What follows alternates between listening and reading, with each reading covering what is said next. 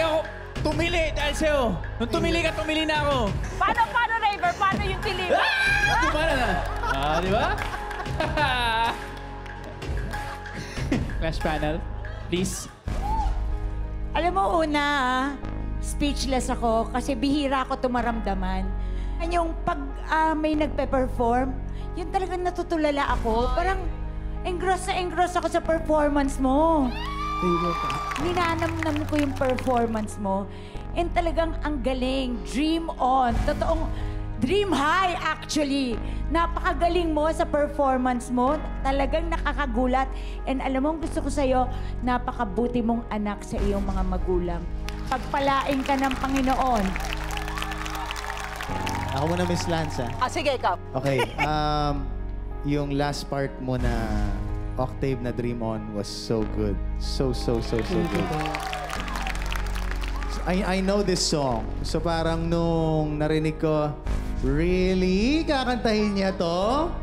Totoo ba? Kaya hindi ko na, kaya nung nag-Dream On ka na, pinapanood na lang kita eh. Hindi ko na yung parang, kasi, at nagawa mo.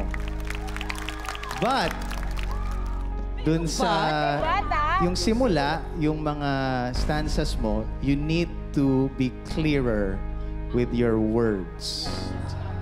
With your words, with your diction, with your pronunciation, na huwag kang madala ng music, kailangan maintindihan pa rin namin.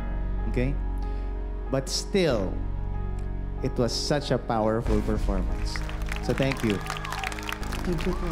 Honestly ako, gusto ko yung gano'n, nakatulad doon na kasi madilim yung buong stage, ano? Tapos merong mga few lights lang. Pero nakita ko nakaganyan ka. That alone parang sinasabi mo na, eto ako, pakinggan niyo ako, tignan niyo ako. Alam mo yun yung ganong intense na tayo, narang. Tapos biglang, hindi, loko lang. Hindi, loko lang. Joke lang. Kasi ganon pa lang makakatch na yung attention namin. From the beginning to the end of your last note was powerful, it was solid, it was intense, and you were able to capture the rawness of the song. So that was really good. Isa kang Oragon. Thank you, Clash